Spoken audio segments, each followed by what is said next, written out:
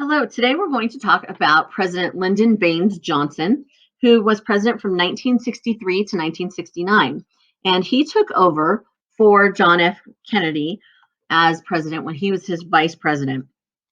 And so we're going to talk a lot about some aspects of his presidency, but I'm going to actually pull out a lot of things related to Vietnam and do a separate video there.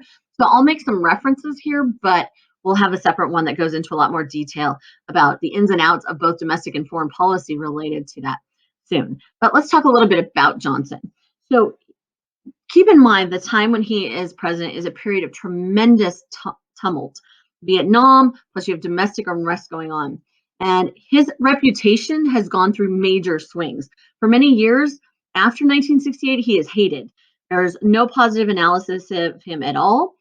And his major legacy was all about Vietnam. He is going to, that's going to change dramatically when people look back at the Great Society and it gets a new look at. And programs are very impressive. They continue today, things like Medicare and Medicaid, and Vietnam becomes overshadowed. Is going to overshadow that, but people continue to now look back at the Great Society. Plus, he becomes a model of how things can work. He was a successful legislator. He knew the art of politics in a way that seems almost impossible today. He was an insider's insider, a master of the Senate. He knew what it was going to take to get the bill passed. And honestly, Congress was his true love. The legislative branch was where the problems of the nation were solved. And so he gets to Washington in the 1930s and organizes a Congress of staffers from other offices. He's going to run the National Youth Administration in Texas, be elected to the House, be elected to the Senate, serve as a Senate minority and majority leader. While in the Senate, he's going to learn skill building to build a coalition, such as what he's going to do for civil rights and military spending. And there's two things he learns in Congress. One is the issue that he's kind of caught in the middle with the split that's happening in the party between the Southern Democrats, the Dixiecrats, and the more Northern, more moderates. And he also believes liberalism is weaker in the US than most Democrats believe. And he's worried about the power of conservatives. And so he's always kind of worried about looking too weak as against communism. And in 1960, Kennedy runs, doesn't really like LBJ, sees him as kind of crass, undereducated, doesn't really trust him, but he was power hungry. And LBJ honestly didn't like JFK because he saw him as too inexperienced. However, LBJ's commanding presence in the South, particularly with experience, is going to be something that Kennedy will want. Well, LBJ actually hates being vice president, but it was the best option at the time. He didn't have anything to create excitement. There just was nothing really there. There were many Northerners who didn't want a Southerner at the top of the ticket. And his years spent as a vice president were honestly very frustrating. He wasn't involved in the inner circle because of the lack of trust. There's not really very many relevant moments. And he feels like he's sitting by in key moments in history, to be honest. But then he becomes president, and the shock of the assassination is immense.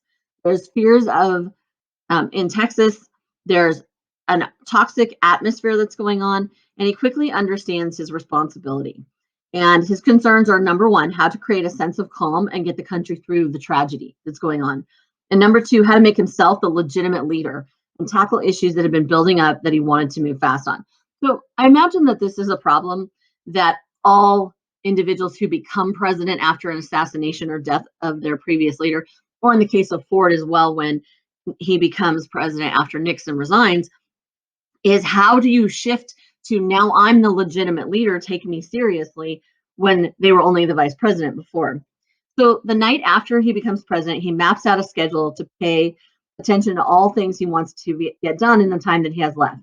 He tells his advisors that they have at most until the 1966 midterms if they can get elected in 1964. And so we have some things I'm going to come back to as far as the Great Society and talk about that in a minute. But he's a very much a New Deal Democrat. He's loyal to FDR, believes that government is good. He's going to tackle issues of poverty, education, and civil rights that were not in the New Deal, but he felt should be. And in 1964, he's going to run for election for the first time on his own specifically. And he's going to run against an individual by the name of Barry Goldwater, who is the Republican nominee from Arizona. And he's really upset at the way he sees the Republican Party being too liberal. And he's against federal income taxes, he's against Social Security, against civil rights, he's against the nuclear test ban treaty, he thinks government's too involved. And so you can look at Barry Goldwater as kind of the father of modern conservatism. And so he's going to run, and JFK is going, not JFK, sorry, LBJ, we have here right now. He is going to put out an ad, which I'm going to show you on the next, here in a minute, in which he's going to paint Barry Goldwater as so hardcore crazy, basically, that he would start a nuclear war. And this advertisement I'm going to show you here aired only once, but it was once enough that it allowed LBJ to win in a landslide. Even though he wins in this landslide, he still feels like he's an illegitimate president. And there's concern over getting support in Congress for his agenda. Well, Goldwater was far right on social safety net. He voted against Civil Rights Act. He makes the comparison between Medicare and socialism. He's opposed to almost everything the government does, including the Tennessee Valley Authority. And there's a question in the GOP of whether a true conservative can win a national campaign. Goldwater's campaign is disorganized. He constantly says the wrong thing. And then we have this Daisy ad. So I'm going to show that for you now.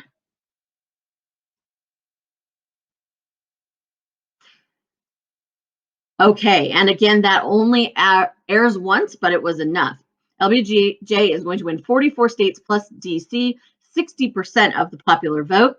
The Democrats will win 68 to 32 seats in the Senate and have a majority in the House as well, with 295 to 140. You are going to see a shift from Southern Democrats to more liberals in there, and the Republicans are going to be in a mood to compromise because they didn't want to look like Goldwater because of this ad.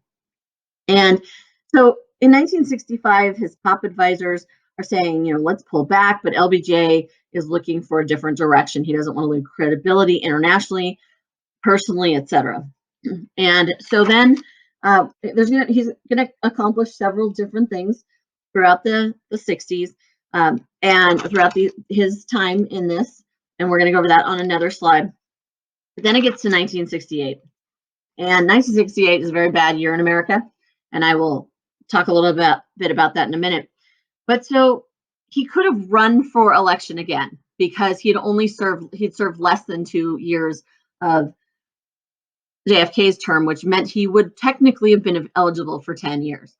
However, he decides not to run for re-election. And to a lot of people, this looks like he's giving up. Like the president of the United States doesn't even have faith in us or in this war.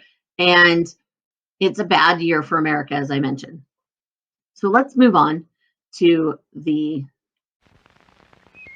1, 2, 3, 4, 5, 7, 6,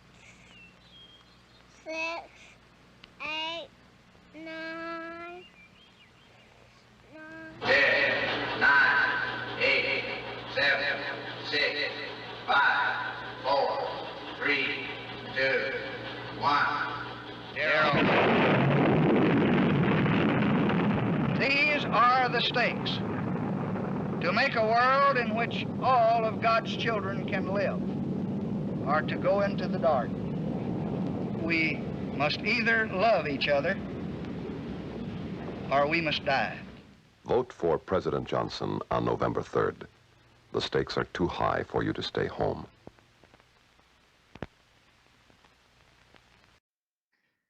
next thing, foreign policy.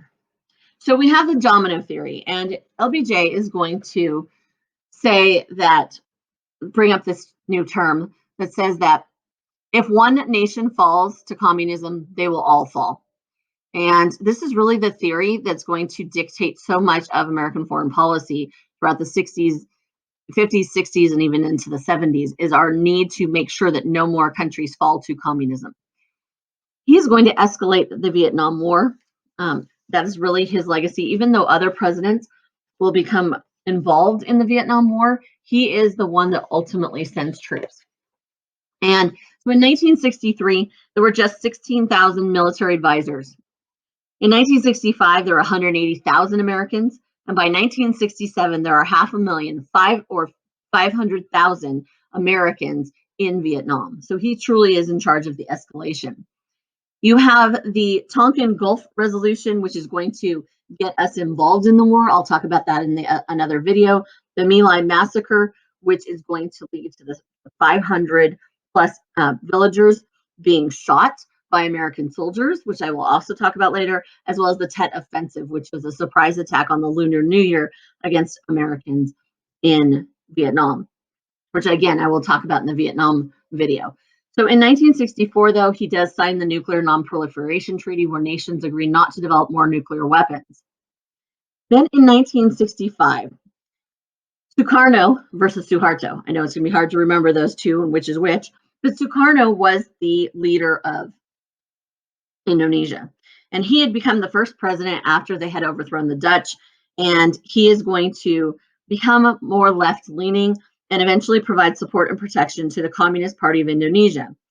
He will begin to make foreign policy decisions aided by the Soviets and China, which makes him look like he's on that side. He's a communist. So he will be replaced by Army General Suharto, who will then lead probably one of the worst massacres in Asian history, in that part of the world anyway. And he will rule with the support of the United States until 1998. And the sad thing is that U.S. authorities knew what was going on, but remained silent, and more information came out well after the time period.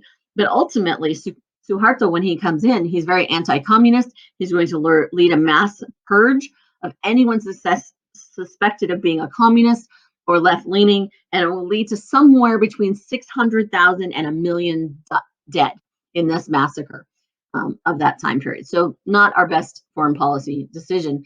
But one of the patterns I've told you before to look for is how we saw the world so black and white that communists were bad no matter what they believed in, and no matter who else we replaced them with. Now, moving on to domestic policy. Johnson is a devoted follower of FDR's New Deal, as I previously mentioned, and he's going to create what's known as the war on poverty. He's going to see how many people are below the poverty line and decide that something really needs to be done about this.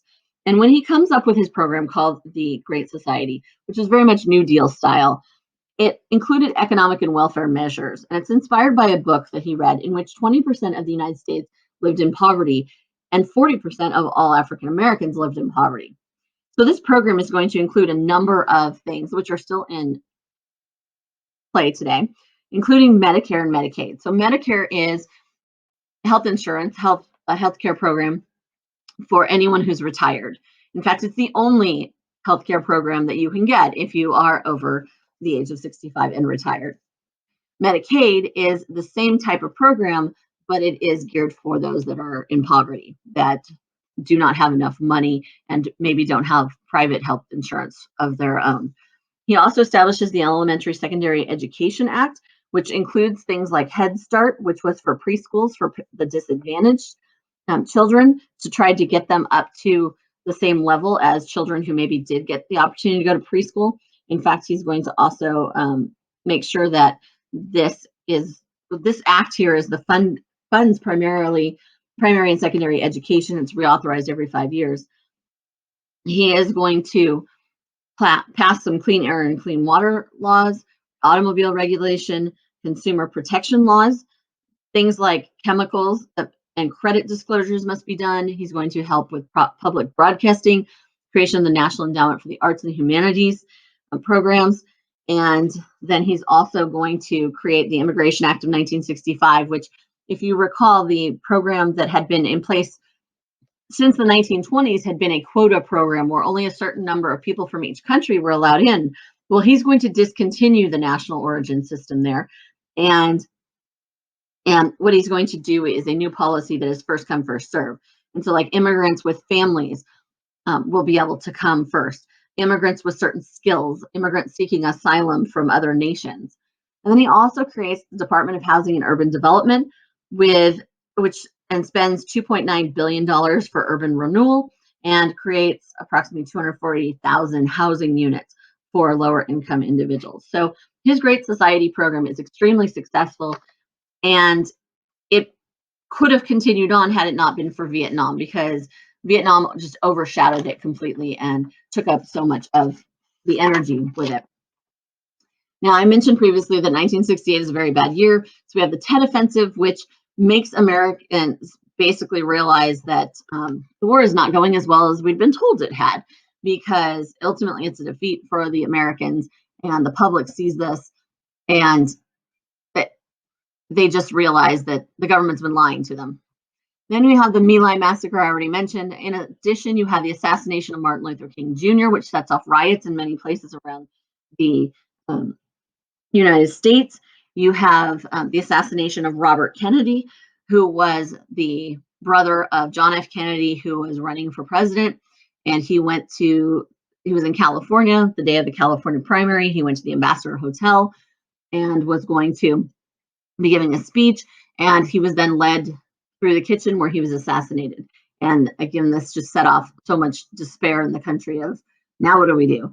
And then because neither Johnson had not run for re-election and the front runner Kennedy had been killed, the Democratic National Convention in Chicago is just a total disaster, because inside they're fighting over who's going to be the nominee, which ultimately was Hubert Humphrey. And outside you've got Vietnam War protests. So we think of 2020, I'm sure when we look back, we're going to look at that as that was a really bad year. Well, 1968 was one of those kind of years that we know what it felt like, right? So one of the things that I mentioned previously is that we have just a couple of chief justices who are so influential. They have an entire court named after them, an era. And the first one was the Marshall Court that we talked about under Jefferson and beginning in that time. And so the Warren Court, several very important court cases that we're going to discuss here. And we'll come back to these as well. But Brown versus Education is the one that ends segregation in public schools. And we will talk about this a lot more detail when we get to activism. Yates versus Yates versus the United States in 1957 says the First Amendment protects radical or reactionary speech unless it poses a clear and present danger. Mapp versus Ohio says that illegally obtained evidence cannot be used in court. Engel versus Vitale is an important one with freedom of religion. It says that the state-sponsored recitation of prayer in public schools is not allowed. So basically it bans school prayer, meaning that we cannot have an organized school prayer. We used to start most schools with the Lord's Prayer in the morning, along with the Pledge of Allegiance. And they say you can't do that anymore because it favors one particular religion. And it also gives the impression that the government is facilitating this religion. Gideon versus Wainwright ordered states to provide lawyers to those who cannot afford them in criminal proceedings. So this was the rights of the accused, as was Escobedo versus Illinois, which said that criminal suspects have the right to counsel during police interrogations under the Sixth Amendment. And I'm going to skip ahead for a second there to Miranda versus Arizona, which is another one that dealt with the rights of the accused, a very, very important case, out of which we get the Miranda rights, which are the idea that the police has to say to you, you have the right to remain silent. Anything you say can and will be used against you in a court of law. You have the right to an attorney. If you cannot afford one, one will be appointed for you, etc. And then the last one, Griswold versus Connecticut, deals with right to privacy. It overturned a law that prevented Planned Parenthood from giving married persons information or medical advice on how to prevent conception.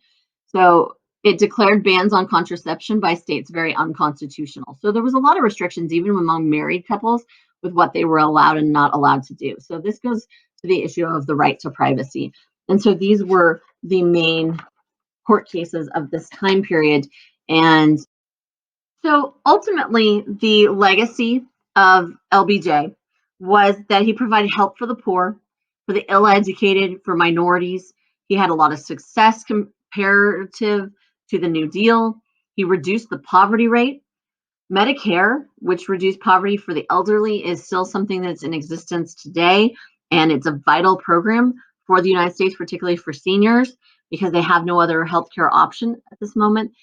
Head Start is going to improve the performance of students, and there will be no president since Lincoln who had worked harder for civil rights. And again, we'll come back to the civil rights ultimately later, but you should know that despite his foreign policy, which again, we're going to talk about Vietnam separately, he ultimately does have a very successful domestic policy. And that's one of the things you see with a lot of presidents is they are strong in one area or the other. You usually don't see a president who just has two amazing domestic policy and foreign policy.